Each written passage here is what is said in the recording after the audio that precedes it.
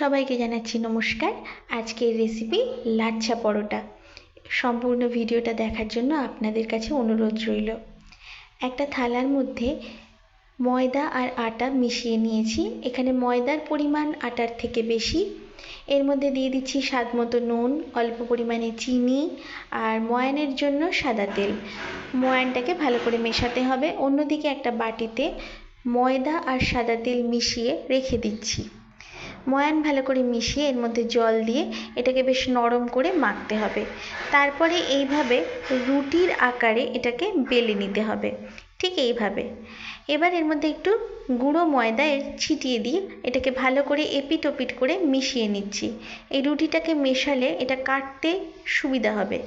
এবার এর মধ্যে দিয়ে দিচ্ছি ময়দা আর তেল মেশানো যে মিশ্রণটা, সেটা এর উপরে ভালো করে মাখিয়ে নিচ্ছি। আবারও এর মধ্যে একটু গুঁড়ো ময়দা ছিটিয়ে দিচ্ছি। এবার এটাকে হাত দিয়ে মিশিয়ে নিয়ে তারপরে এইভাবে একটা ছুরি দিয়ে এটাকে ধীরে ধীরে কেটে নিতে হবে। এক একটা লেয়ার তৈরি করতে হবে।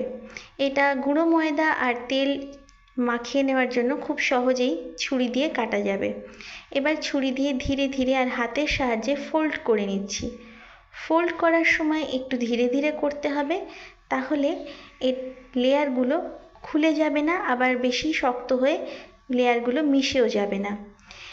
দেখুন, লাচ্ছা পরোটা আমরা এই পদ্ধতিতে বানিয়েছি। এটা ভীষণ টেস্টি হয়েছে এবং এই লাচ্ছাগুলো খুব স্পষ্টভাবে বোঝাও যাচ্ছে পরোটার মধ্যে। এই ভিডিওটা দেখলে আপনারাও বুঝতে পারবেন। আপনারাও যদি এই পদ্ধতিতে করেন তাহলে বাড়িতে খুব সহজে লাচ্ছা পরোটা বানিয়ে নিতে পারবেন।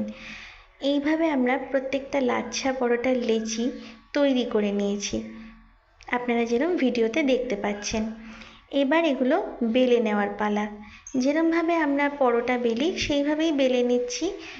হালকা চাপ দিয়ে এটাকে বেলতে হবে, খুব জোরে চাপ দিয়ে এটা বেলা যাবে না। ধীরে ধীরে এইভাবে বেলে নিতে হবে। প্রত্যেকটা লেয়ার বা লাচ্ছাগুলো স্পষ্ট হয়ে উঠেছে। এবার তাওয়াতে এটাকে সেঁকে নেব। যেরকমভাবে পরোটা বা রুটি সেঁকা হয় সেইভাবে সেঁকে নিচ্ছি। প্রথমে এরম তাওয়াতে বা গরম চাটুতে ধীরে ধীরে এক একটা দিক সেঁকে নিতে হবে। একটা দিক হলে অন্য দিক উল্টে দিতে হবে। যত এটা ভালো সেঁকা হবে তত বেশি এই লেয়ারগুলো স্পষ্ট হয়ে উঠবে, যেরকম আপনারা দেখতে পাচ্ছেন। এটা ভালো মতো সেঁকা হয়ে গেছে। এবার এর মধ্যে দিয়ে দিচ্ছি অল্প পরিমাণে সাদা তেল ভেজে নেওয়ার জন্য। সাদা তেল দিয়ে এবার আবারও এটাকে ধীরে ধীরে ভাজতে হবে। গ্যাসের ফ্লেমটা এখানে লো রেখেছি, না হলে ভাজা পুড়ে যেতে পারে, অথচ লেয়ারগুলো ভেতর থেকে ভাজা হবে না। এই পরোটাটা ভাজার সময় একটু সময় লাগবে, তবে এর স্বাদ অসাধারণ হয়। এইভাবে আপনারাও করে দেখুন। খুব সহজেই আমরা বানিয়ে ফেলেছি লাচ্ছা পরোটা। দারুণ টেস্টি হয়।